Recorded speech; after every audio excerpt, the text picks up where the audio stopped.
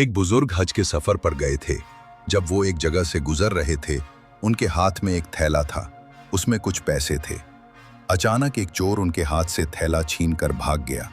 जब चोर काफी दूर निकल गया, तब अचानक उसकी आंखों की रोशनी खत्म हो गई। आंखों की रोशनी जाते देख उस चोर ने रोना शुरू कर दिया। जब लोगों ने चोर से पूछा, भाई क्या हुआ, तो वो कहने लगा, मैंने एक आदमी का थैला छीना है। वो कोई बड़ा अल्लाह का करीबी बंदा लगता है। मेरी आंखों की रोशनी चली गई।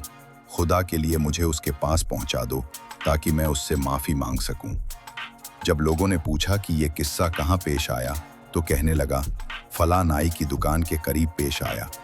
लोग उसको उस दुकान पर ले गए और नाई से पूछा कि इस तरह का कोई आदमी यहाँ से गुजरा है, आप उसे जानते हो?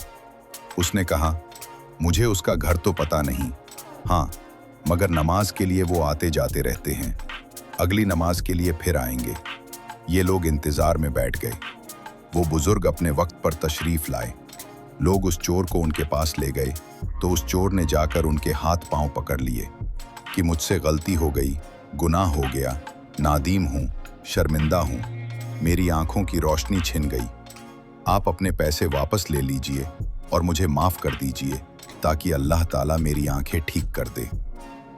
वो बुजुर्ग कहने लगे कि मैंने तो तुझे पहले ही माफ़ कर दिया है। ये सुनकर चोर बड़ा हैरान हुआ। कहने लगा, हजरत, मैं तो आपका थैला छीन कर भागा और आप कहते हैं कि माफ़ी मांगने से पहले ही माफ़ फरमा दिया। वो फरमाने लगे, हाँ, मेरे दिल में कोई बात आ गई थी।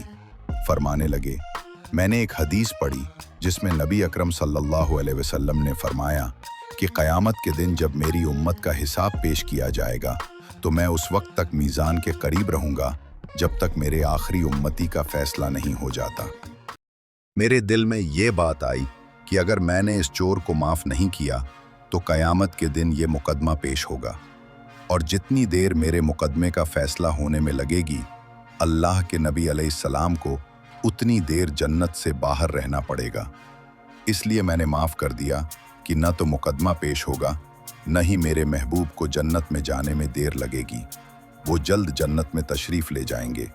प्यारे दोस्तों, अगर आप लोगों को हमारी ये वीडियो पसंद आई हो और अगर आपको इस वीडियो से कुछ इल्म हासिल हुआ हो तो नीचे दिए गए सब्सक्राइब बटन को दबा के बराए मेहरबानी इस वीडियो को शेयर ज़रूर कर दें।